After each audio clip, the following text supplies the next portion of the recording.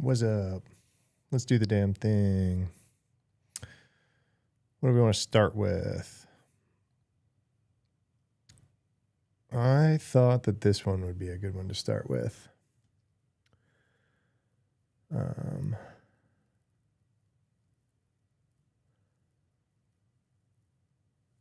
right.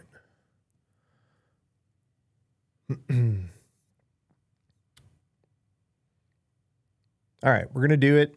I'm live on, oh my gosh, what did I do? Move. I accidentally messed up my OBS.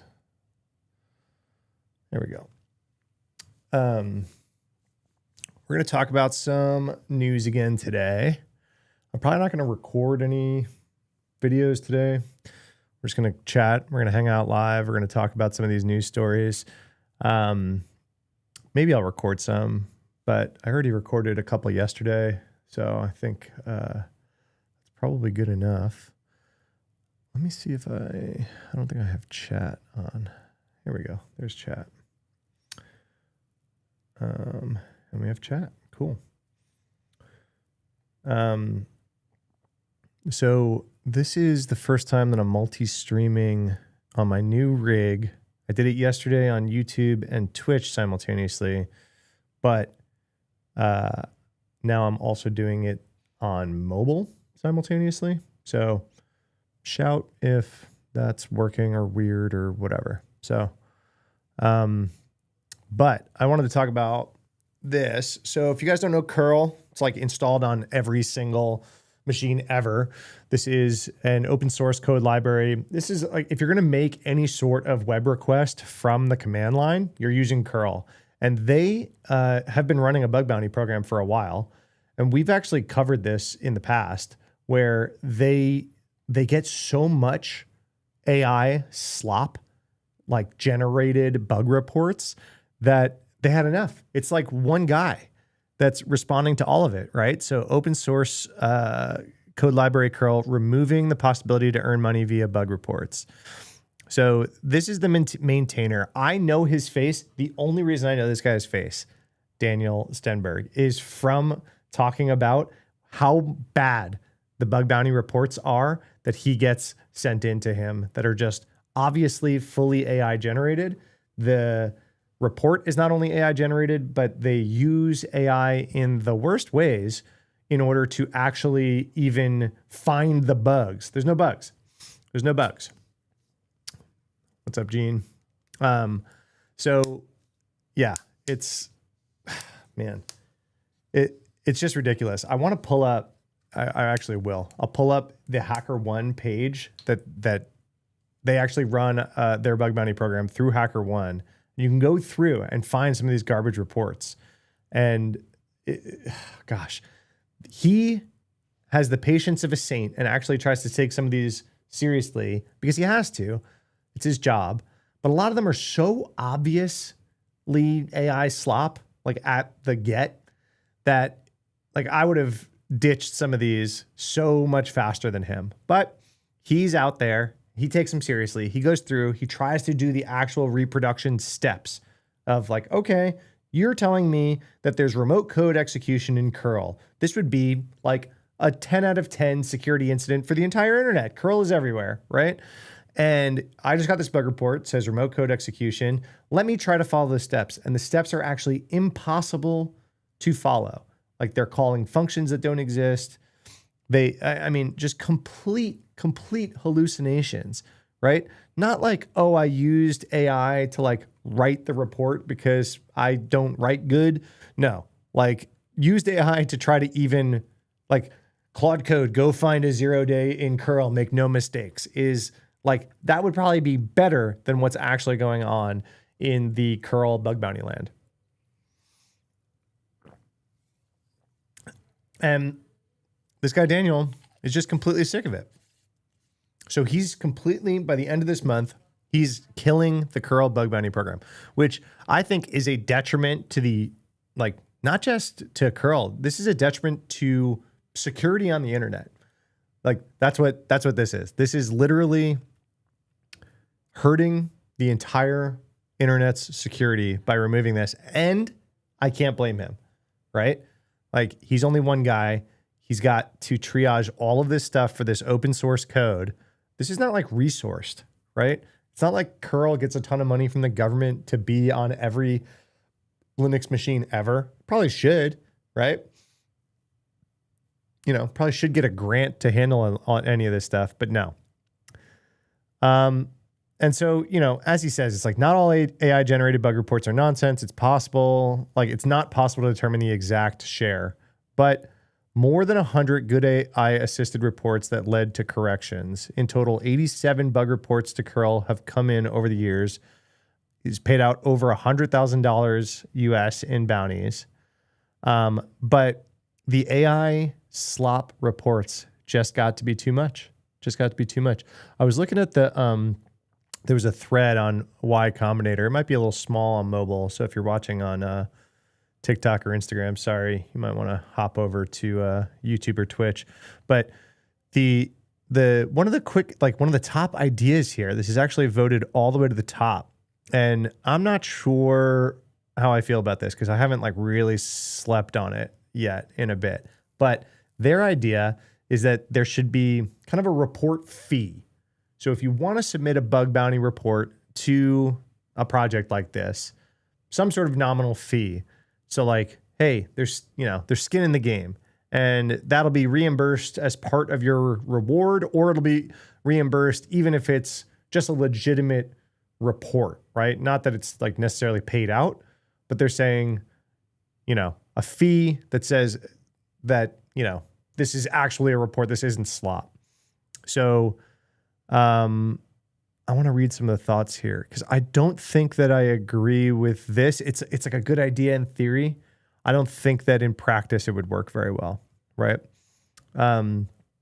So I once submitted a bug report to my bank because the login method could be switched from password to pin only when not logged in, and they closed it as works as intended. But they had decided that an optional password was more convenient than a required password. I've since learned that anything heavily regulated, like hospitals and banks, will have security procedures catering to compliance, not actual security. Okay. But the counterpoint here, like kind of the top counterpoint, is bug bounties often involve a lot of risk for submitters. This isn't even like the counterpoint that I was thinking about, but I want to read it out. Often the person reading the report doesn't know that much and could misinterpret it. Often rules are unclear about what sort of reports are wanted, and a pay to enter would even increase that risk even more. So I think what they're saying here is the triage, like there's risk because you spend a lot of time, and a lot of people are doing bug bounty quite literally as their full-time job. What's up, Brandon? And so the risk is you spend a lot of time on a bug bounty report, and you like the quality of triager that you get on the other side varies a lot. I managed the bug bounty report at a couple of jobs in the past, one of which very, very large bug bounty program. And the triage that you get out of the bug bounty management companies out there like varies wildly to the point of like you as the bug bounty, submitter are a customer of that platform, and the company hosting the bug bounty on that platform is also a customer. Right. So like when I was a customer of some of these shops, I would have to complain because I was running a bug bounty, and I would have to complain and saying like, hey, the triage quality that we're getting is like not high, right? Like they're throwing stuff over the fence to me that they could have handled. It often involves a lot of training. There's a lot of turnover, right? Bug bounty triage is kind of a crap job, right? High noise, low signal, and like people are paying you to deal with that so that they don't have to deal with that. So you get a lot of turnover, and then you got to like retrain the new person that comes up. So what they're saying here is like, the person reading the bug bounty report might not know much about the app. They might be new to like that program. They might be new to the company. They might be new to like HackerOne or BugCrowd. And then like not all bug bounty programs are created equal either. The rules of like what's in scope or what's not are super unclear. So if you're like doing bug bounties and like almost as a living, or at least, anticipating that income for something to pay some sort of bills, it's a risky proposition. So what this person is saying is like, hey, if you make like legitimate bug bounty people kind of like pay to enter just because you're getting so much AI slop, you're increasing the risk. I get it. This thread actually devolves into a really interesting conversation about just how miserable this whole world has become, and it's really hard to disagree with. Bug bounties are miserable for both sides. I've worked on receiving side of bug bounties. You wouldn't believe the shit that's submitted. This was before AI. I completely agree. I've done that. I've managed it. It's awful. It's why HackerOne and BugCrowd even exist, right? Is because going through this stuff and managing a bug bounty program is so hard. Vulnerability disclosure in general is just miserable. Even before all the bug bounty issues, it was pretty common to spend ages to find someone to even submit a report to, waste a whole load of time fighting through it. I mean, yeah, when I came of age in security and like hacking, this is kind of where we were at. And a lot of security researchers just didn't bother disclosing the vulnerabilities that they found. They were sitting on 0 days. They were sitting on piles of 0 days. And they were just like, why the hell am I going to go through all the hoops that I could possibly jump through to shoot you an email about a bug that you might not fix, you might send me a t-shirt, you might not. You're definitely, the high likelihood is that you're not going to pay me. And on the other end of it, you would get maybe a lawyer sent after you. And they would be like, cease and desist. Why are you hacking our website or our app without permission? And it's like, oh, come on. I'm a security researcher. I'm trying to make the security better. And this is where bug bounties came from. But it doesn't mean that this whole thing has like gotten a whole lot better, right? So yeah, they even say this. I didn't even notice that. Get called a black hat, legal threats. I mean, if you're interested in this topic, look up, like there was this movement called No More Free Bugs. Let me see if I can pull it up real quick. Oh my gosh, what is the age of the blog post? 2013. 2009 Hacker News. Wow, it's also on Hacker News. So kind of funny. I'm one Hacker News thread to the next, so it doesn't even look like I just changed anything. But we just went back in time to 2009. Everybody, this is when I was getting into cyber myself, to date myself. But Charlie Miller, I have a new campaign. It's called No More Free Bugs. Let's see if this ZDNet. Oh man, 2009 ZDNet link broke. This was like the push, right? It was like, hey, I mean, Charlie was finding stuff on Mac OS back then before, like he was trying to teach Apple how to fuzz Safari because they couldn't figure it out internally. Like that's the level of maturity for internal security teams versus external researchers. So Charlie was like a legend back then. And he's kind of saying like, hey, I can go around on the black market and make like 7 figures for some of these bugs. And I go through all the headache to send you this kind of stuff. And you either don't pay me or you sick your lawyers after me.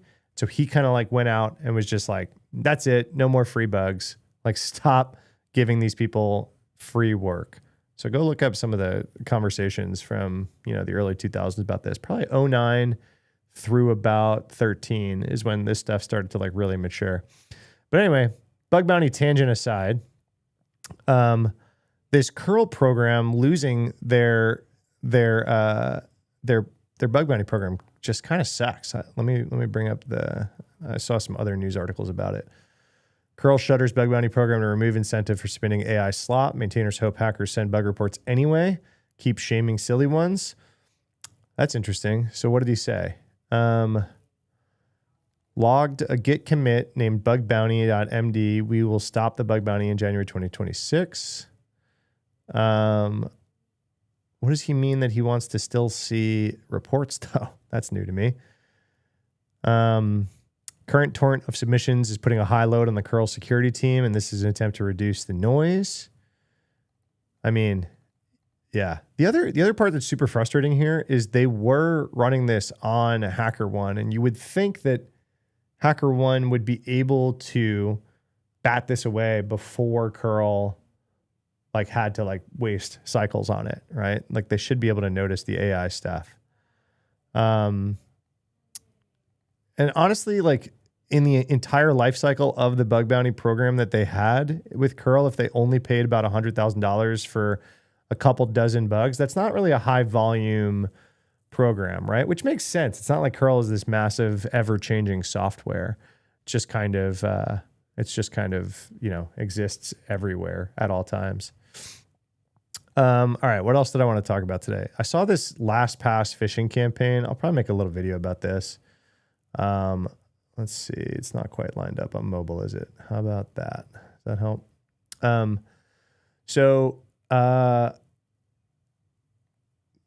LastPass is sending out an alert to, I can't get the whole screen on. Now I can't get the title on. So it's targeting specifically LastPass customers. If any of you are still using LastPass, I know they've had a big exodus of users because of some of their security incidents in the past. I think they have a really good security team and a really good product team. I think some of their architectural choices, like really, really early on, gave them, a steep hill to climb. So I'm not as like adamant that people don't use LastPass, but just know that they have had their problems, right? I am confident in their current security team. I know some of them personally, and they're very talented. But either way, my recommendation aside, it's not what we want to talk about. The thing being, there's a pretty active campaign that they caught going on that began, when was the 19th? Yesterday? 2 days ago. These phishing emails are being sent from several email addresses with various subject lines claiming that LastPass is about to conduct maintenance and is urging users to back up their vaults in the next 24 hours. But it's not actually a backup, right? So it's like a phishing campaign that makes you think you have to go do something in LastPass, but it's actually a phishing site that is made to look a lot like LastPass. And their phishing domain that they're talking about is this mail-lastpass.com. So this is it looks like this is the actual phishing email, which looks pretty good, right? They've got the branding and the colors right. They've got like action required within 24 hours. So it's like a sense of urgency. That's always something that, hackers are going to care about in a phishing campaign, is creating a sense of urgency. Scheduled maintenance, backup recommended. As part of our ongoing commitment to security and performance, we'll be conducting scheduled infrastructure maintenance on our servers. While your data remains fully protected at all times, creating a local backup ensures you have uninterrupted access. Great. Create backup now. So you click that, and then it gives you instructions, which are not backup instructions.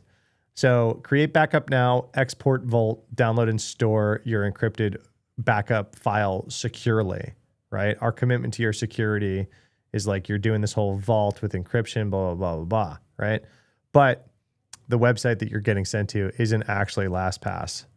And so, here are some of the subject lines. So you can go check it out if you have one of these emails sitting in your inbox. This is what to look for. LastPass infrastructure update, your data, your protection, don't miss out, back up your vault, important, LastPass maintenance, protect your password. So they're kind of like A/B testing or ABCDEF testing their subject lines and their emails. The emails are also, because a lot of this stuff will get nuked, right?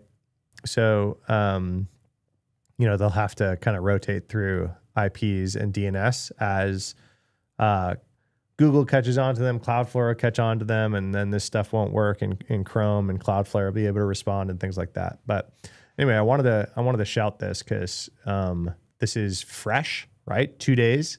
They've noticed the start of this campaign, and it seems pretty clever. So I just want to make sure that people don't get caught with that one.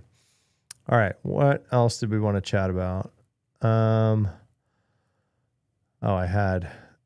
Oh, that's funny. This is the curl guy. I forgot he wrote this blog post. So here's his actual words, right? We hope really that we will still get actual security vulnerabilities reported to us, even if we do not pay for them. The future will tell. So yeah, we're back to free bugs for curl. That's wild. That kind of stinks. All right. What was I just talking about on live yesterday?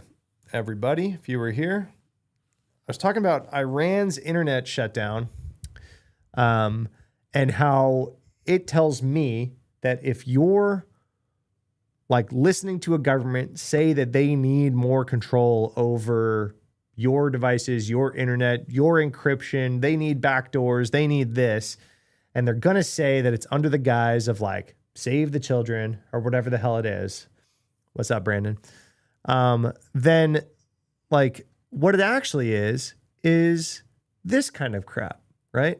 It's like, I mean, look at what is going on in Iran. They want the ability to control this stuff. They want the ability to control it however they can, and encryption gets in the way of that. So a bunch of European countries are really, really going after encryption hard lately. The UK is kind of the biggest one. And it seems like Ireland is following in their misguided bullshit footsteps. So to put it bluntly, the Irish government is planning to bolster its police's ability to intercept communications, including encrypted messages, and provide a legal basis for spyware use. The Communications Interception and Lawful Access Bill is being framed as a replacement for current legislation that governs digital communication interception. This sucks. This sucks. What's up? Thanks for the follow. The other side of this coin is like, yeah, obviously we don't need to be like governing our communication stuff off of bills that were made in 1993, right? Like the internet looks a whole lot freaking different than it did in 1993. So like, yeah, we don't need that. Sorry, I didn't mean to pop that up. Where did that story go? This one? No, this one.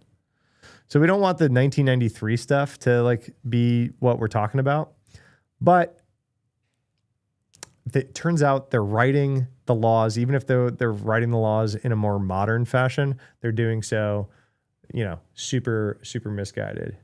You mean like the states wanting to ban VPNs and use age verification for content? Yeah, I couldn't be more against that. As a like certified, like not VPN fanboy, right?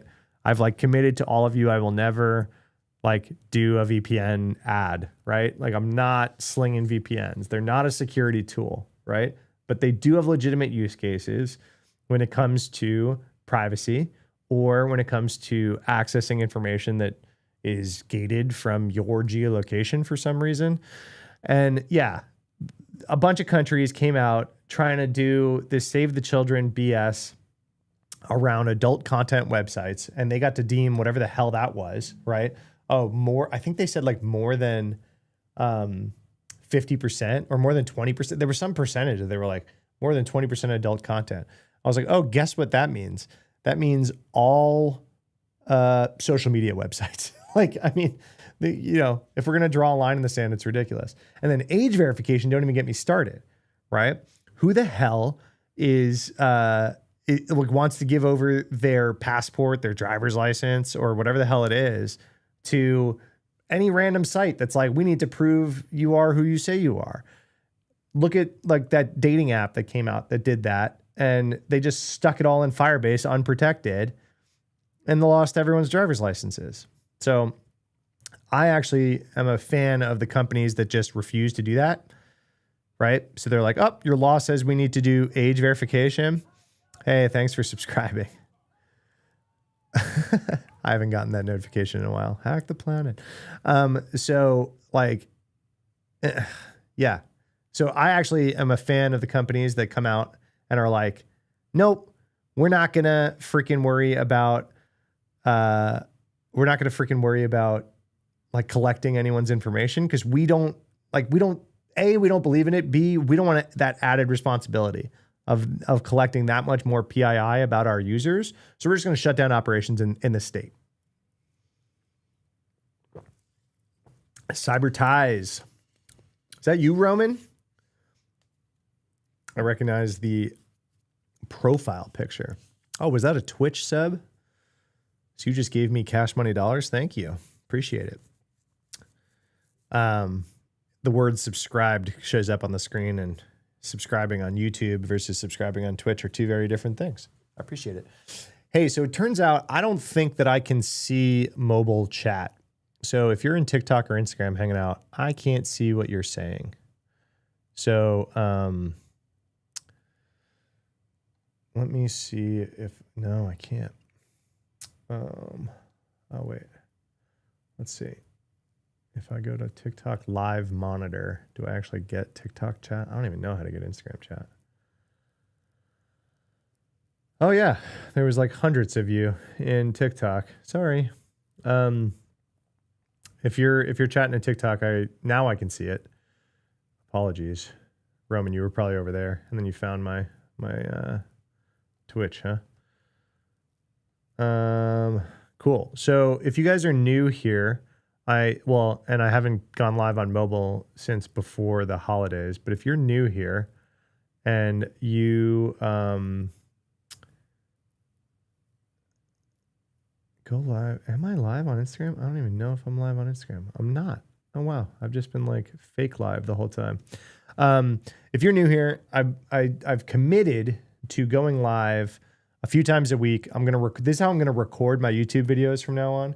So I'm gonna go live probably Tuesday, Thursday mornings. I'm still kicking the tires with my new setup, so I came live Wednesday also. But that's what we're doing. So yeah, this Ireland thing,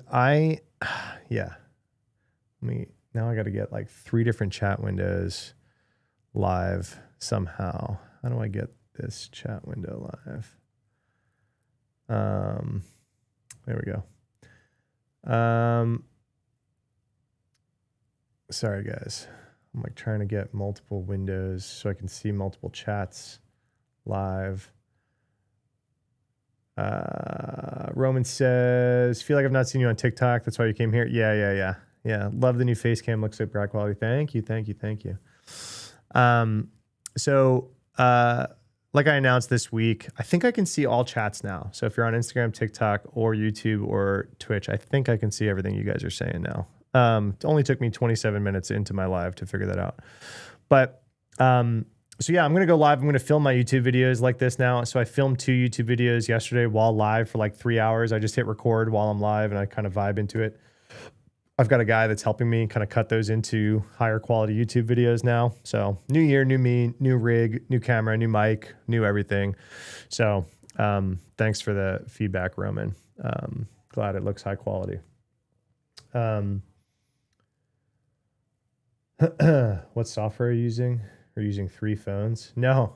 Yeah, it's like a streaming thing in OBS that I can multi-stream to all the different platforms. So I'm live on 4 platforms right now. All right. So this Irish thing, I'm obviously not a fan. Yes, Brandon, kind of like the hub, kind of just shot down their Texas operations. I think Michigan followed suit, and they're just like, no, we're not going to do that anymore. I wanted to see what spurred Ireland to kind of come into this. Hey, we need the ability to go into your encrypted messages crap. Not into it. There's an urgent need for a new legal framework for lawful interception, which can be used to confront serious crime and security threats. So when you hear we need access to your encrypted information for your security to save the children, that your bullshit meters go off. Okay. Everyone's bullshit meters go off. And we say, no, we don't, that's bullshit. Right.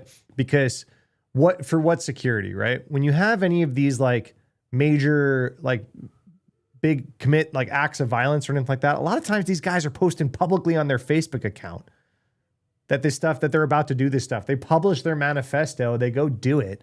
They don't get stopped, but you need access to all of my encrypted communications for my security. No. Privacy is a human right, in my opinion. A free internet is a right, in my opinion.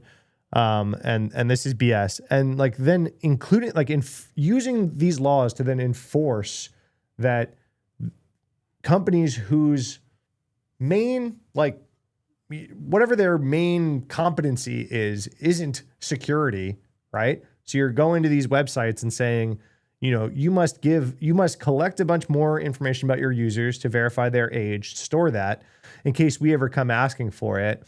And you need to give us a back door into like whatever the hell encryption you've got going on. That's nonsense. What's up, Bill? For our own good. The spying will, the beatings will continue until morale improves. The spying will continue until security improves. Ireland will also take EU's lead on spyware, establishing a legal provision for its use, only in cases of strict necessity, according to fucking who? Excuse my French. Oh my God, I get so mad at this topic, though. This is just utter nonsense. Everyone go donate to the EFF. Every time a headline like this comes up, I'm like, ooh, $50 more to the EFF? Yeah, I think so. Our privacy lawyers need our support. What else we got? What else we got today? I made a video about that Slopocalypse stuff, and then I made 2 YouTube videos yesterday. Oh, and one was about a really cool new crash fix. It's like a new click fix variant. What's up, Ben? Everyone go follow Nahamsec. He's epic. Sorry, it's hard to keep up with Instagram chat because it shows me every time someone joins for some reason. And I'm like, then the chat just like disappears. Bro, what do you think about AI red teaming taking over the market? I mean, I think it's going to just be another tool. I don't think it'll take over the market. I think people said similar when Metasploit came out. Obviously, it's like different. I understand it's different, but taking over the market, I think is overstated for now. Hey man, how's the weather? Weather's great today, but I think we're going to drop like 40 degrees. Like everyone's freaking out about wrapping their pipes. What's up, 32-bit on TikTok? I see you now. Thanks for hanging out.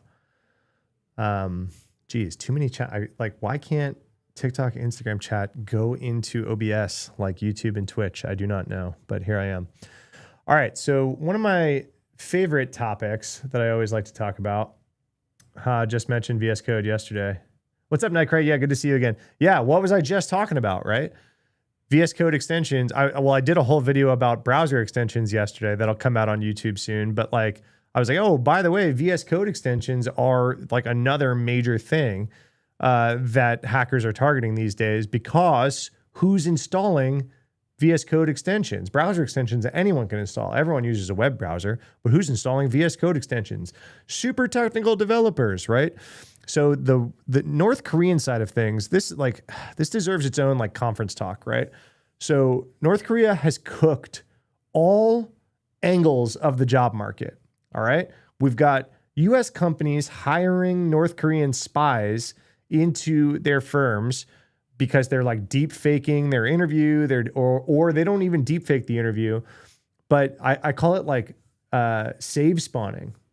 IG is super laggy. Shoot.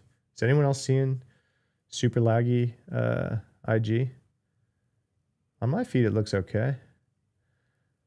It's like a new OBS plugin I'm trying, Naham. So thanks for the shout on the quality. I didn't know it was laggy. But yeah, YouTube should be set up. Oh, what up? Naham's over on YouTube. It's better? Okay, cool. Apparently everyone on mobile, if you want to go on YouTube, it's better. Oh, IG's way behind. I got it. So the North Korean stuff, they're cooking all sides of the job market. So they're getting hired. I call them save spawning. So they've got a team of 5 to 10 people, and they don't care who on that team gets the job. They just care that one of them gets the job, right? So that someone will go to an interview, get all the questions that get asked, figure out everything that's going on. And then, they do or do not get the job. But then the person right behind them on the same team from North Korea will go to the interview preloaded with their buddy who just gave them all the answers, right? So that's one.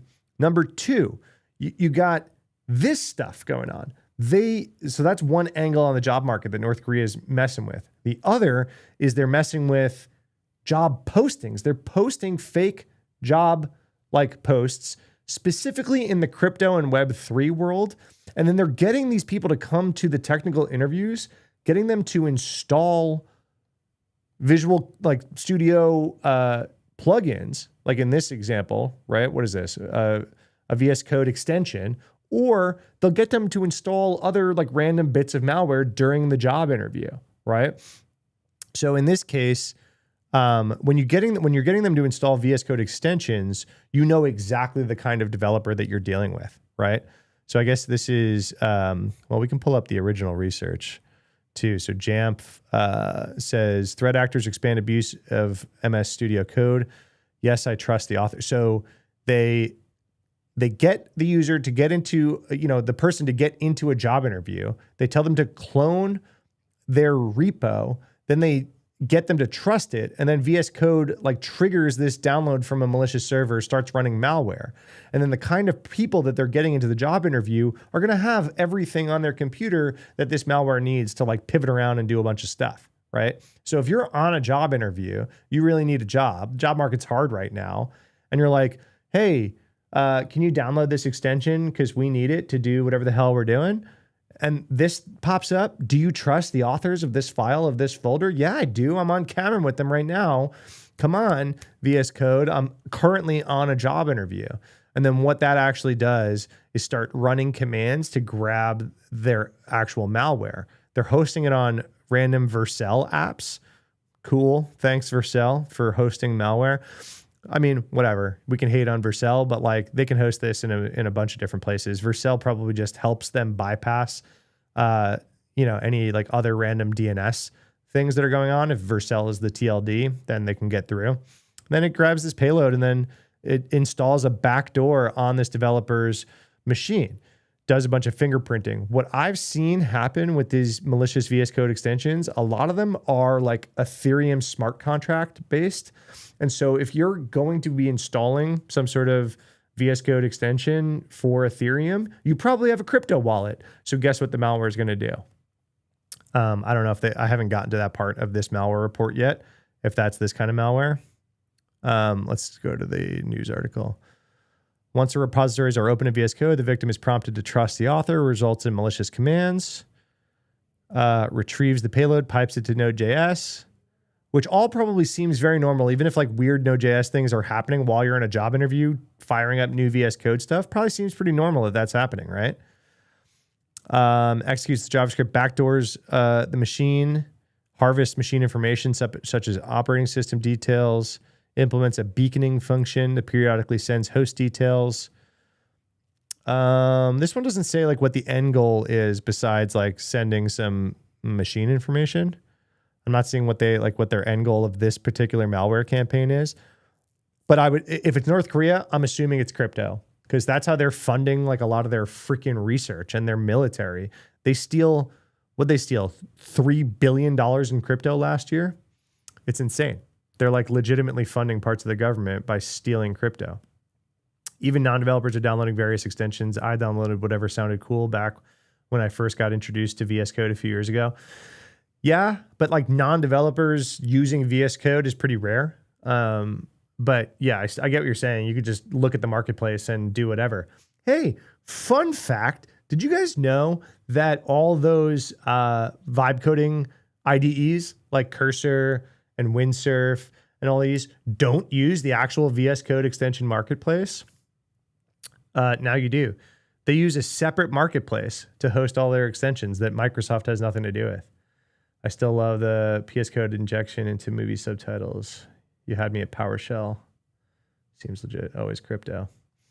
We talked a lot about how AI has hijacked the process from both ends, but gaming the system like North Korean doing, haven't heard people talking about this. Yeah, I've definitely talked about it on live before, that they're cooking both ends of the job market.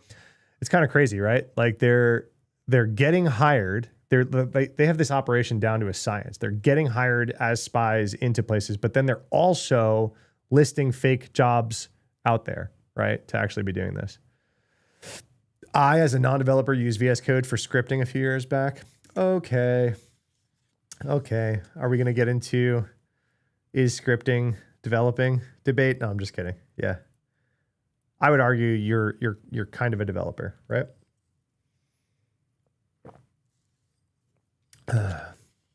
If you're writing any code, I guess, yeah, scripting. If you wanted to use VS Code as like a, notepad on steroids, how illegal would it be for US citizens to try to steal crypto from North Korea? Okay, I have a funny story for you. Let me pull it up really quick. Hold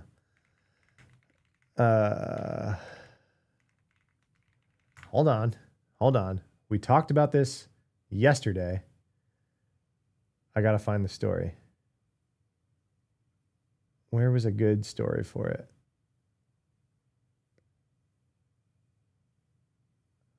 No, come on. We talked about it like literally yesterday. All right. We're going to bring up this story from August while I figure out the other bit. But literally, the government is currently discussing bringing back like private citizens hacking foreign adversaries. Like they're currently discussing letters from Mark. This is literally laws written during like pirate times to like say, yeah, you could go hack North Korea and we will let you do it. Not only will we let you do it, we'll reward you for it, is like what people are talking about. This article is from August, but it's still being talked about a lot. This is not in place yet. You asked the question, how illegal would it be? Very illegal, okay? Like it's currently very illegal. You cannot go hack people even if they're in North Korea. So you did not hear me say that it was okay. But you did hear me say that the government is potentially talking about bringing back privateers to hack foreign adversaries, which is kind of nuts. What else do we want to talk about? Curl, LastPass. I thought this was a really good blog post that I wanted to bring up. I might need to zoom in a bit, huh? Wait, DOW was recruiting for private cyber folks recently as private contractors. Yeah. So obviously private contractors has like always been a thing, but never really like private citizens as part of like offensive cyber war capabilities, right? So that's not generally been the thing. This is a good blog post. I don't know if this is going to be interesting to like go over on live. Seems like we're all vibing and chatting, and this is pretty dense, but I really like this whole industrialization of intrusion. This goes to the question that was just asked about AI red teaming. It's like on the coming industrialization of exploit generation with LLMs. I mean, this just sniped me. This blog post, I saw it pop up today. He wrote it a few days ago, but I'm going to focus on the main conclusion I've drawn from this work, which is that we should prepare for the industrialization of many of the constituent parts of offensive cybersecurity. We should start assuming that in the near future, the limiting factor on a state or group's ability to develop exploits, break into networks, escalate privileges, and remain in those networks is going to be their token throughput over time and not the number of hackers they employ. Nothing is certain, but we would be better off having wasted effort thinking through the scenario and have it not happen than be unprepared if it does. This is one of the crazier paragraphs that I've read in, the past few weeks. What'd you say? Privateers are technically still around. They're just shell companies for agencies. Yeah. At that point, you're a government contractor, right? What they're talking about now is more like, let's just go hire Rapid7 or something like that to do cyber offense stuff without like becoming part of, the Borg is kind of what they're talking about.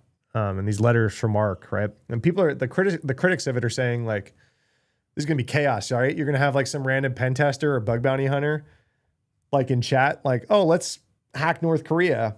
And then all of a sudden there's kinetic repercussions. You actually have physical war stuff start because someone went willy-nilly trying to mess with hacking a nation state because they thought they were allowed to. That's what people are worried about. So yeah, this paragraph is kind of crazy.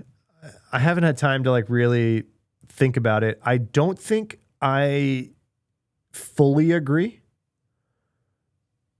that it's this far, right?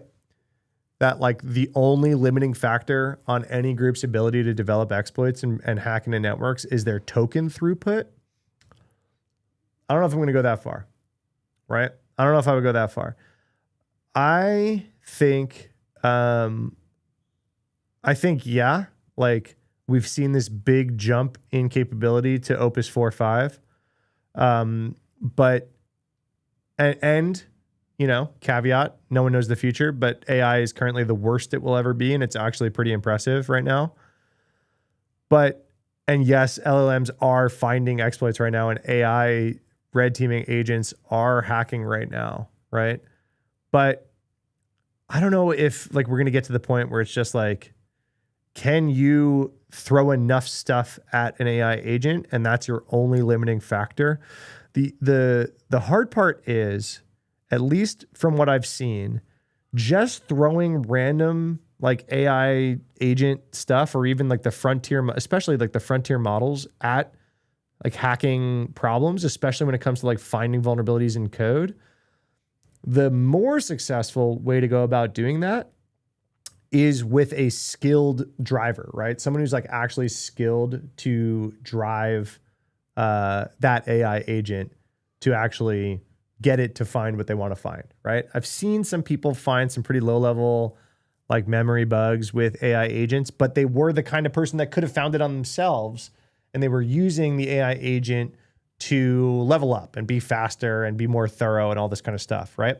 I think that's much closer to the reality for the foreseeable future than if you just have like unlimited credit card spend with Anthropic. That means you're going to be able to find whatever vulnerabilities you want.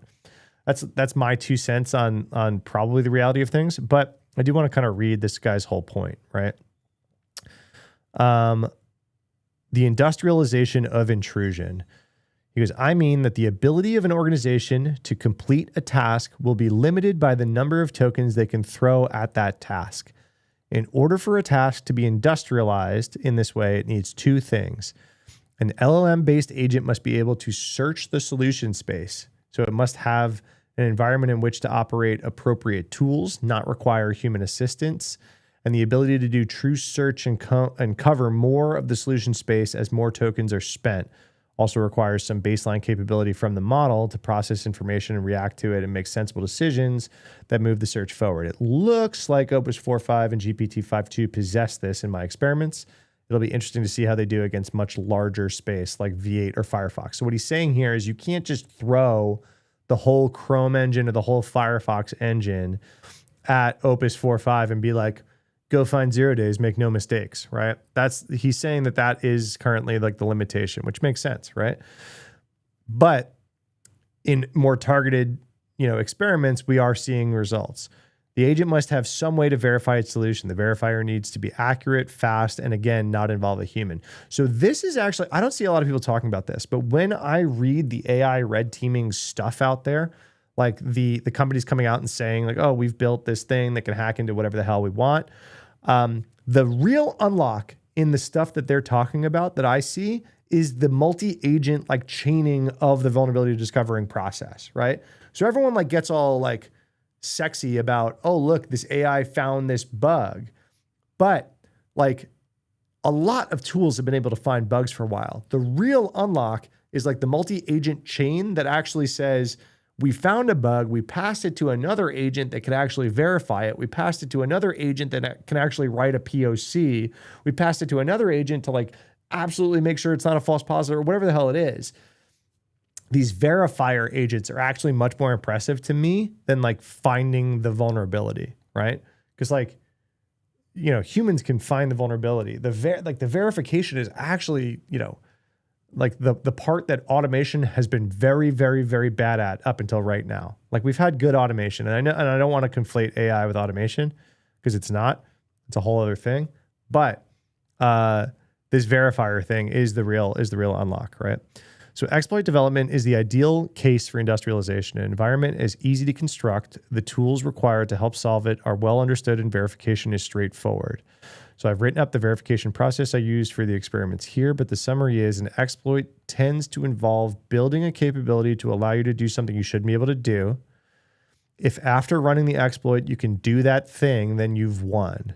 Yeah, it makes sense. For example, some of the experiments involved writing an exploit to spawn a shell from the JavaScript process.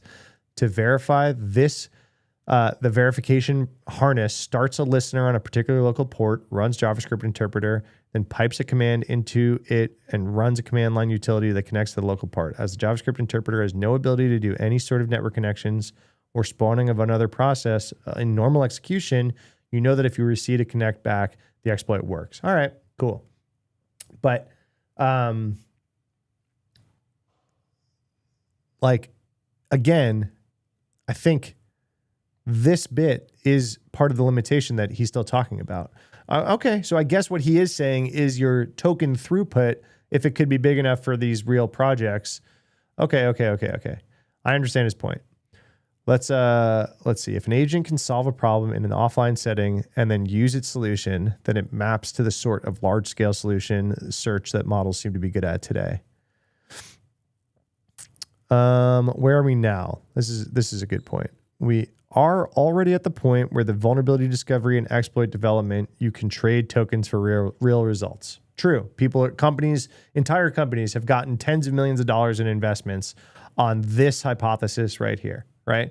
We've got tons of startups that are out there printing VC money because they've got an AI like pen tester or security engineer, right? Just saw one this week, $40 million Series A, because they built, they're trading tokens for results. That's like I like that. That's a really fun turn of phrase.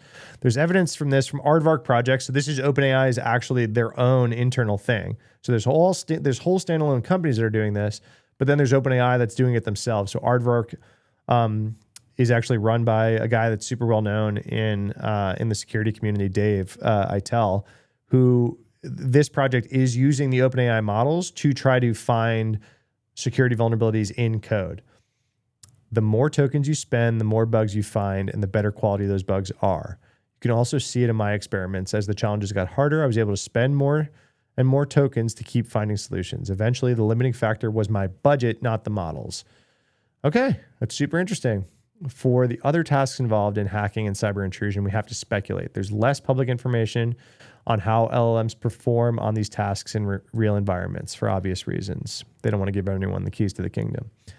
We have a report from Anthropic on Chinese hacking using their API. I hated this report. If you guys remember my video about it, this is a marketing report, but let's not go off on that tangent right now, unless you guys yell at me and I'll go off on that tangent.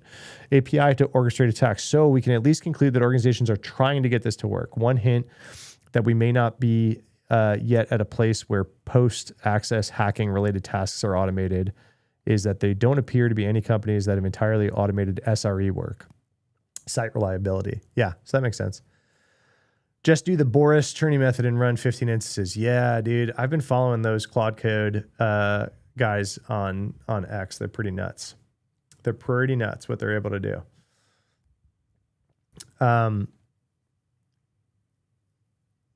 right. I knew that this was going to be a long, dense blog post and that everyone would leave if I started reading it, and I read it anyway. And I was right. A bunch of you left. All right, I'm gonna do a write-up for this for my newsletter on Friday, and I'll get more into what I think he's saying. But I think overall he's right. I think someone told me that this guy is someone I should know. Oh, he's not very prolific.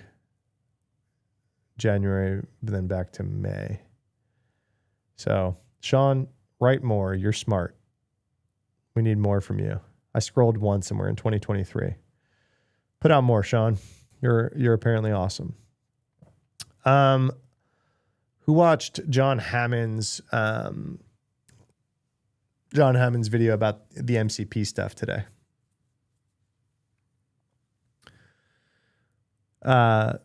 He covered this blog post. I was going to cover it, and then John beat me to it. And not only covered the blog post, had the guy who wrote it on his YouTube channel. Security story time with mattjay. Yeah, that's what we're doing. Hey, Matt, have you checked out the people being produced by Gauntlet AI. No, but they're here in Austin. They're here in Austin. I'm very familiar with what they're doing. I haven't seen people kind of come out the other side and what they know or not. What was Nightcry's question that you just answered, Brandon? I missed the question. Why not just Ansible for Palo? Got it. What should someone use to write secure code as a beginner? Good question, Kyle. OWASP is like a really, really good learning resource on secure coding. So I would check out OWASP for sure. And then there are, like, honestly, I've been seeing like vibe coding tools that have been coming out for secure coding, like skills and stuff like that. You know, I'm reluctant to point a beginner question at like a vibe coding tool because, like, you know, by nature, then you're going to be writing less code than the AI agent. But it is kind of an interesting idea, right? If you don't know how to write any code and like you can actually kick the tires with a vibe coded tool with some skills, it's kind of interesting. You know, I'm seeing like kids use vibe coding stuff to get them excited about coding. It's hard to hate on that, right? It's easy to hate on vibe coding just in general. It's hard to hate on vibe coding getting kids excited about coding. Security is tough for agents. Yeah. Yes. And like, it's tough for the frontier models agents, like off the bat, right? Without a skilled operator giving it security instructions. But there are like skill packs coming out for Claude Code. Like Jadix just put one out. And it, you know, it's a whole bunch of context that you can give it on like how to write secure code. So it's actually a really good tool. So even though, you know, jury's out on will it be easier or lazier and harder to like learn coding via vibe coding tools, but the ship is sailed. Claude Code is here. It's here. Okay. So reality or not, you know, I'm sure learning to drive a car made learning to ride a horse a lot harder. Not to say that we're there yet, but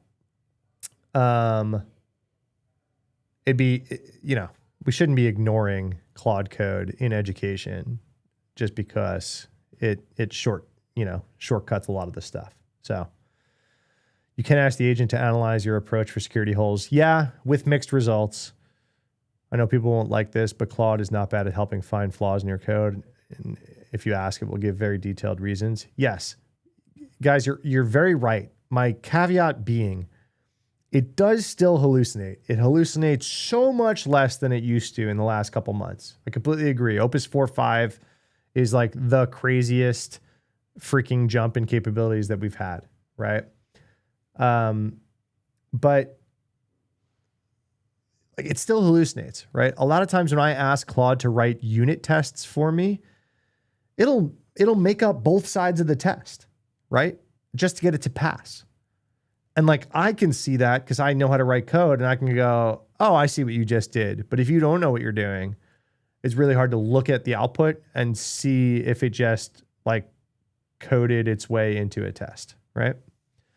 I remember trying to find an AI security gateway product for my company's internal agents. Not easy to find a perfect fit. Oh yeah. No, I don't think that's the right way to go about it just yet. Like a security gateway for agents we're not quite there yet. I have seen some really interesting uses of AI in this way where there's one company here in Austin, Dryrun, that like plugs into GitHub, can see if the PR is doing something risky. And then just like, it's almost like a little partner in your PR to be like, hey, like, it's like, you know, Clippy, hey, you're doing something risky here. You're touching data that maybe you don't want to be touching, right? That stuff's kind of interesting. There's a lot coming up. Yo, skills packs on secure code. Nice. Yeah. Let me pull it up. Should we go through it? Jadix, Claude, sec context. Let's find it. Da, da, da. Where did it go? I just tweeted it. How did my search fail that bad? What's his company name? Arcanum Security Sec Context. Yeah. Here it is.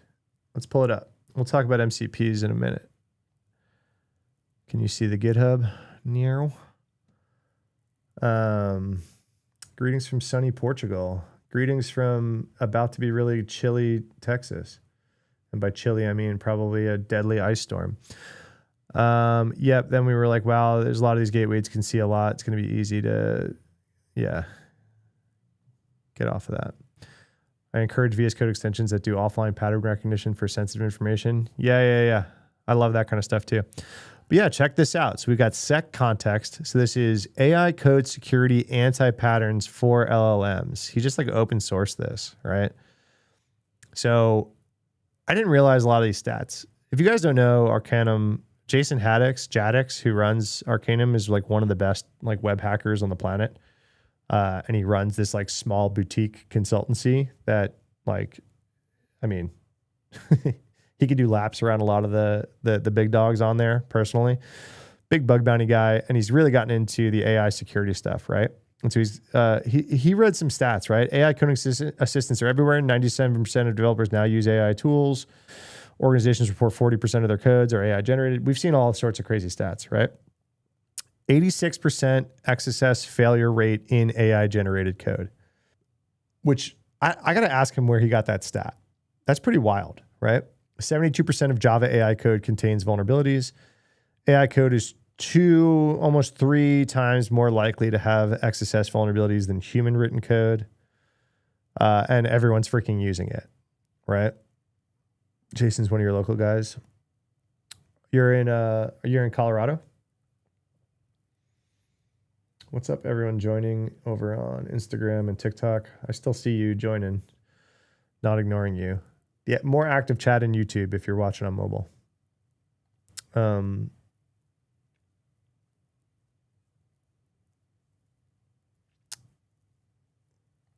Let's see.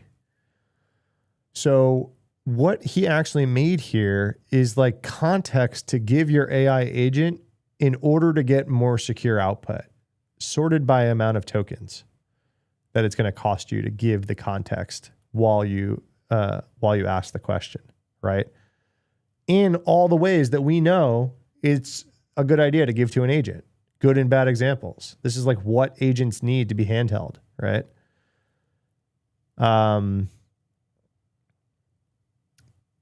So he just put this out like literally yesterday.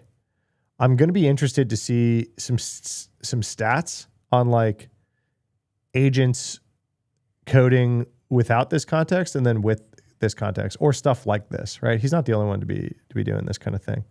So let's check it out. So if you go to this MD file, this is like what you're going to give your agent and how many tokens it takes, right? So here you go. Bad, hard-coded API keys, with examples. Super secret password. Good, environment variables. I mean, it seems silly, right? Hey, whoever asked beginners how to write more secure code, just come read this yourself. Don't give this to an AI agent. Just come read this file. It gives you like good and bad examples for everything. This is solid, right? Credentials and configuration files. Bad. Credentials are in the config file that's committed to GitHub, like the database URL and the password. Good. It's external. Auth is external. We do not commit the secrets. I mean, this is pretty solid. Local as in we have him do stuff here. Oh, sweet. Don't know if he still does speaking and education for the event. Yeah. He does. I just saw him at HUSECCon right before the holidays. And he was speaking there. He does a lot of speaking and training. He's a homie. We've known each other since we were young pups hacking together. We've known each other a long time. But yeah, like this kind of stuff's coming out. And obviously I think it's going to make, a lot of the agent coding world better. There's also like skills packs, right? Claude security skills packs. I think Trail of Bits. Yeah, they were the first freaking result. How about that? Let's pull them on screen for you guys. So Trail of Bits is one of the, higher end security like consulting firms out there, run by Dan Guido, who legend in the industry, built the NYU Cyber Masters program curriculum back in the day. And so they are putting out a lot of this stuff for free. This Trail of Bit, if you go to their GitHub and then /skills, you can kind of like, this is their skills marketplace. So you can figure out what Claude plugins you can grab from this repo for free, which is just, just brilliant from them, right? I saw them release the SemGrep one literally today, right? What's a good one that we could pull up? So they have code auditing, smart contract security. They're one of the only security firms I know that even touch this whole like Web3 world. Verification, reverse engineering, mobile security. Oh, this one's going to be an absolute dumpster fire, right? So if you guys saw my video today, or I'm putting out a longer YouTube video about it in a few days. Oh, thanks for the follow. Low level? What up, buddy? What's up, hacker? Everyone go follow low level. He's probably my favorite YouTube channel. If you guys saw my video, I'm putting out a longer YouTube video about it, but I just put a short out about it before I went live about how all these vibe coded mobile apps are coming out and they're all using Firebase and none of them know how to set permissions on Firebase. So all of the data that they're storing there is public, which is just nuts. So the longer video will come out on that later, but I put the short out today. But this skill on that Trail of Bits put out is a Claude Code skill that literally checks if you do this right in Android APKs. Like Dan tweeted this morning and he was like, this is going to find so much crap, right? So use this skill when you want to audit Android applications for Firebase misconfigurations. Test Firebase endpoints extracted from the APKs, check authentication security, open signups, anonymous auth, email enumeration. Email enumeration is the least of some of these people's concerns. They just leave these Firebase things wide open. You can just grab everything that they shovel in there. It's insane. Scanning apps that you do not have explicit authorization to test. Do not use this. Yeah, they have got to put all that stuff in here, right? But have you guys used the Claude skills workflow? It's incredibly easy. You literally do this and then you just start talking to Claude and it just has access to this skill in your conversation at that point. Isn't that nuts? So you got to install all the tools that it would use. And then you're just like, cool, what's up, Claude? Let's do things. So anyway, go check out Trail of Bits skills and then Jason's security context for anti-patterns for LLMs. Two very useful resources. How did I get down that hole? What was I talking about? Oh, weren't we talking? We were going to talk about MCP stuff, right? I haven't read this full blog post yet, but Zach Corman's one of my favorite Twitter follows, even though he absolutely roasts people sometimes.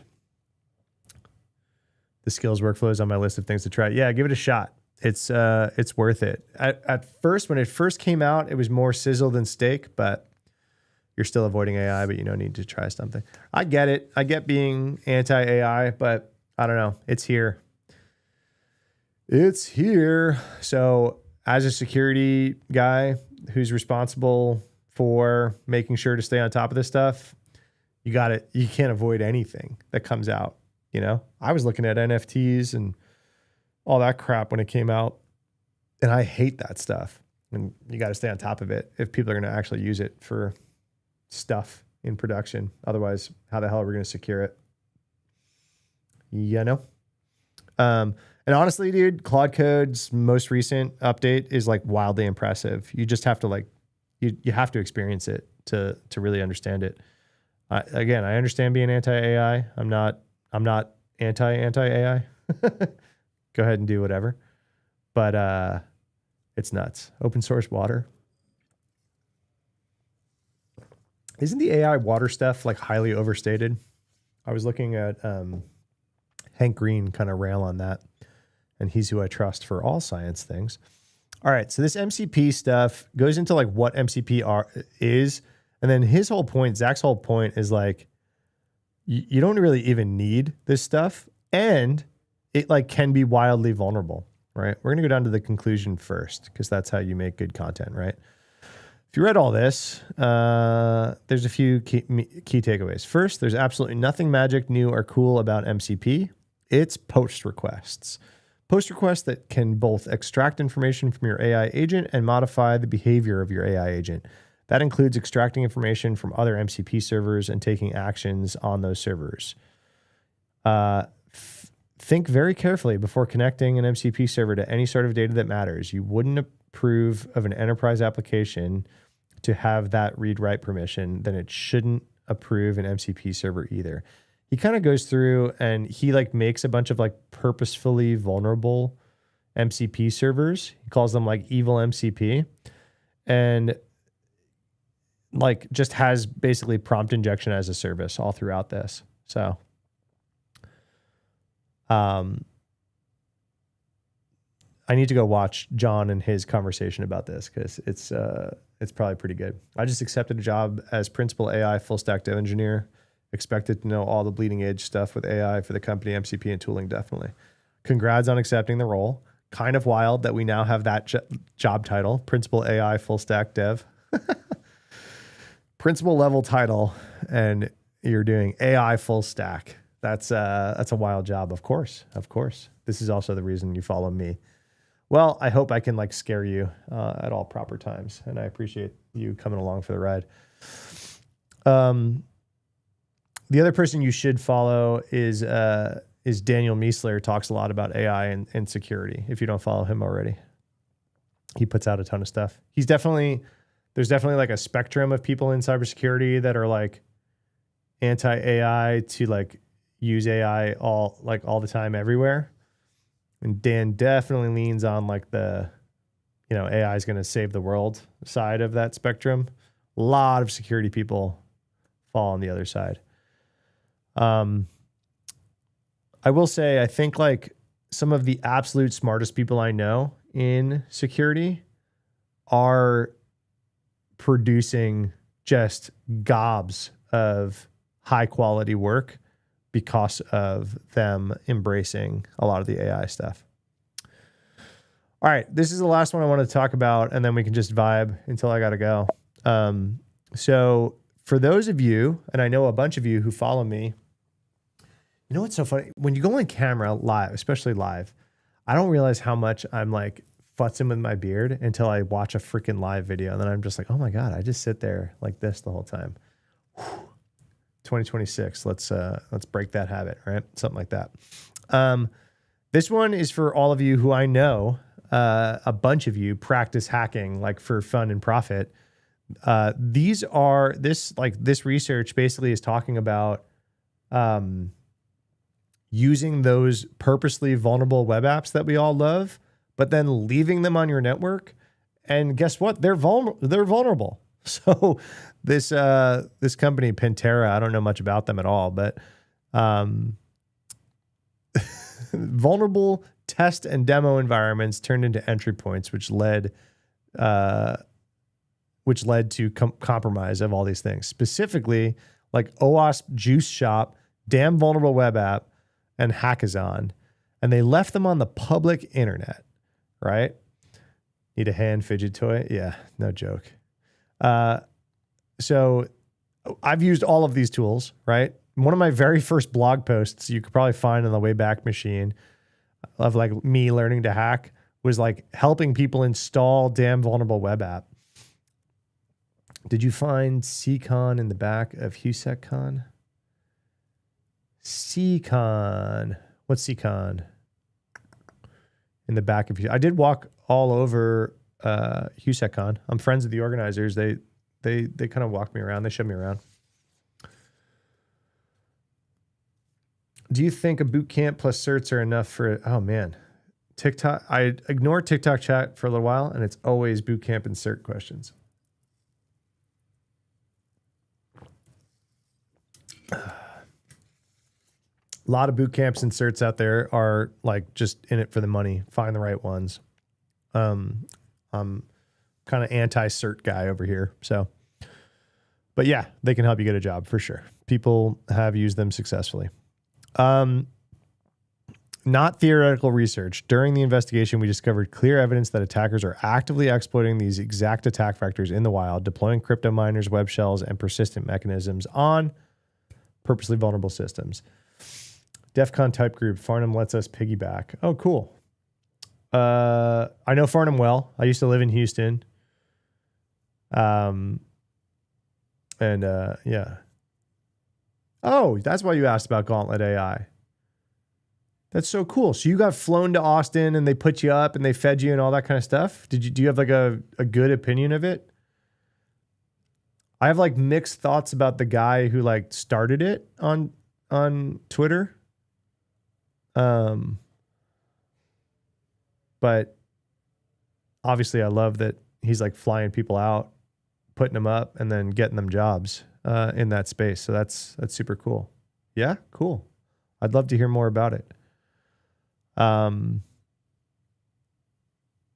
way, point being, you'll message me. We're bringing back B-Sides Houston. Yeah. I'll come speak at B-Sides Houston for sure. Hit me up. I found this cool bus that takes me from Austin to Houston, so I don't have to do the airport and I don't have to drive myself. 100% good opinion, but of course, room for improvement. Do you mean good option, Gauntlet? Or my good opinion that I think the guy that started it is questionable? I don't know. His Twitter account sends off some red flags for me. But anyway, we don't have to get into it. But I'm definitely interested in hearing more about your experience, because I feel like as more people come out of that program, we're going to see more and more of it. Makes sense, right? It's kind of wild that it's like free. They put you up and then they get you a job offer. I don't really know how they're monetizing. Maybe sponsors or something like that. All right. What exposed out? I wanted to see the exposed. Yeah. If you go on Shodan, you can find OWASP juice shop stuff on the internet. Literally purposefully vulnerable stuff. Favicon hashes. I mean, yeah, this is Shodan. Shodan 101, right? But the fact that they were using this as entry points into like Fortune 500 companies is kind of insane. I'm not going to go through this whole report right now, but this is nuts. Hey, if you guys are running vulnerable web apps to practice your hacking, do not do so on the internet. Here's one, Cloudflare. By querying the GCP metadata, we were able to impersonate the default service account, ultimately gaining read access to hundreds of storage buckets. Cloudflare responded to responsible disclosure and fixed the issue. F5 had a damn vulnerable web app running in GCP in F5's cloud account. F5 responded and fixed the issue. Palo Alto, damn vulnerable web app in an AWS account. Full administrative access to the AWS account. Woo! Bad. All right, guys. Don't leave purposely vulnerable stuff out there. Gauntlet has 20 to 40 companies that they find and buy into the program. So the companies buy in as a recruiting pipeline, 50K a position ahead. The program is really a recruiting firm. But if you want, you can answer questions over email. That makes sense. Okay, I get it. That's cool. What the hell is going on in here? What are you talking about? What the hell's going on in here? Hey, Matt, go in cyber press. What are you talking about? I don't know what people are talking about in chat. Do you have any updates on adversarial AI? How's prompt injection being handled with all the new AI browsers? Yeah, I did a whole video on YouTube on the AI browser stuff. Let's see if I can find the blog post really quick. Yeah, here it is. So when it comes to OpenAI, put this blog post out right before Christmas, continuously hardening ChatGPT Atlas against prompt injection attacks. Let me save you the 13 minutes that it would take to listen to this article be read out loud. They don't know how to solve prompt injection. Why did I just hiccup? Sorry. They don't know. They do not have a full answer to prompt injection. Prompt injection is one of the most significant risks we actively defend against to help ensure ChatGPT Atlas can operate securely on your behalf. At this part of the effort, we ship security updates, newly adversarial trained models, and strengthen this safeguards. So basically, they're red teaming themselves to try to find the prompt injections. That's their only defense right now. And then they ship new guardrails, right? They do not know how to solve this, right? So the reason this gets really hard when it comes to the browsers. So those of you who are web hackers, right? If you wanted to find a SQL injection, or if you wanted to find a cross-site scripting, right? What do? You start messing with like random inputs that you're going to like hack, right? So you're like, you pull up a form and you just start putting stuff in there. You start putting SQL in a form, you start putting SQL in a variable, whatever. The crux of a lot of like web vulnerabilities is trusting untrusted input, right? So the website actually trusts the random code that I give it and executes it. That's cross-site scripting, or it's SQL injection, depending on the code and the attack, right? When it comes to Atlas and these browsers, all of a sudden, everything is input, because the browser and the agent is looking at the entire website, taking that as input and then passing it to the agent to then go do things. So now instead of like fixing cross-site scripting or in SQL injection by not trusting the input on a given form field, you have to treat the entire like web, all text on the web is untrusted input all of a sudden, which just fundamentally breaks how these AI browsers work, right? The whole point of this browser is to be like, yo, I'm a size 13, go buy me a new pair of Nikes. And it's supposed to go and do that, right? That's the whole point of the AI agent browser ecosystem. It can't do that if it can't like go and read the damn content on the website and figure out what stuff it is, like what stuff it says. And if it does read all that stuff and trusts it, that's where prompt injection comes in. So now instead of like having to prompt inject in like some sort of AI feature on a website or whatever, you can hide prompt injections on your website. So I run a newsletter, I run a blog. I can put prompt injections at the bottom of every blog, right? And so then if any AI agent comes across my blog or my newsletter, it's going to just start listening to that, right? It's going to just, take that prompt injection and use it as legitimate instructions because it just trusted my blog as input. So you asked a very simple question and I give you a very long answer, Simon. But yeah, there's not like a ton of updates. I don't have a ton of updates because the companies don't even really know what they're going to do about it yet. Prompt injection as an open challenge for agent security, basically meaning we do not have a solution, right? We've made progress defending against prompt injection through multiple layers of safeguards. However, prompt injection remains an open challenge for agent security and one we expect to continue working on for years to come. There you go. That's basically the gist of this entire post. This is what OpenAI themselves say about the security of their AI agent browsers, huh? So, kind of wild. They have a demo on their site that allows you to try to extract the password through prompt injection. I saw, it wasn't Atlas, I don't think. I think it was Comet. Is Comet the one by Windsurf? I don't know. A bunch of these AI browsers came out at the same time, right? And I saw them read instructions in a Reddit thread and like go do stuff in Gmail based on comments in a Reddit thread and like extract personal information and like send an email. Do you imagine there could be a certificate like HTTPS, but for verified web pages that are being monitored by other LLMs to not contain malicious prompts. Again, like, so then we're going to limit these AI agent browsers to only access a subset of the internet. And we're going to have to like, none of that, like a lot of that's going to break down, right? Your LLMs to monitor that there's no malicious stuff on it could be prompt injected themselves. It's prompt injection all the way down there, right? That's kind of nuts. Do you know any cybersecurity communities in Edmonton, Alberta? I don't offhand, but I'm sure they exist. I know some security nerds who I've met that are from Edmonton for sure. So the community definitely is out there.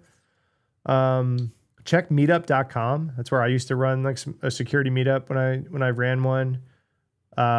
Check if there's a local OWASP chapter, OWASP, or a B-Sides, and just try to find the organizers of those things, and then they can probably get you plugged into the community wherever you are. That goes for any city that you're in. Got to air gap my AI agents for my sensitive info. No joke, man. And yet every day we see more features come out where it's like, give me more sensitive info. I'm an AI agent. Give me all your health data or financial data, and I'll give you whatever. What watch is that? Just the Apple Watch. Not a watch nerd. You have a Garmin Phoenix. I had a Garmin something or other years ago. I don't know. Not really a watch guy. All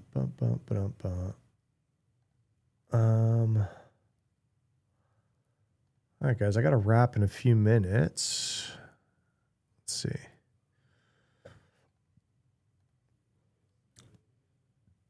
This was fun. I did not. So if you guys missed it, I'm committing to live streaming at least twice a week from now on with this whole new setup. For those of you who used to hang out in my TikTok lives, I stopped for a while over the holidays and stuff. And I kind of got a whole new rig set up, which was a lot harder and took a lot longer than I thought it would. But I'm going to live stream 2 times a week, and I'm going to record my YouTube videos while I'm live. I have a little button here that I can record a local copy while I'm talking. And then I've got a producer, like an editor, helping me out turn those into my YouTube videos from now on. So I'm going to basically time box my long form content creation into a few live streams a week. Because right now YouTube is like the hardest thing that I do, and I kind of record it all and edit it all myself and publish it all myself until now. And it's just hard to get even one video out a week is really rough. So now I'll probably get multiple out a week by going live twice and just like hitting record, and then someone else makes videos happen. So super happy to have him on board. Roman, glad, good to see you. Thank you. Holding the fort down on Twitch. I don't know how to like kickstart a Twitch account. It doesn't help that it's not my real name over there, so it's harder to find. But yeah, I'll probably plan I'll probably go live for like 3 hours twice a week, and then have segments kind of planned for each of those live streams. I'm thinking Tuesdays and Thursday mornings I'm going to block off from the time I kind of get into the office to maybe lunch. So Tuesday, Thursday mornings, hang out, and then I'll kind of pop on like I did today. I just wanted to continue to kick the tires, before I really committed to my schedule. So I went live today for an hour and a half to try things out. You only found me by searching cybersecurity. Not many creators for that. Oh man, yeah, that's brutal. What's up, Killa? Good to see you again. Yeah, so I'm gonna do that, and then hopefully, like I said, more YouTube videos will start falling out of me doing these live streams. So that's the plan. Thanks for hanging out. Bill, thanks for checking on IG. Appreciate you. And yeah, guys, I'll go live tomorrow morning. I'll be live probably somewhere between 8 and 9 Central Time. And then I'll stay live all morning through lunch. So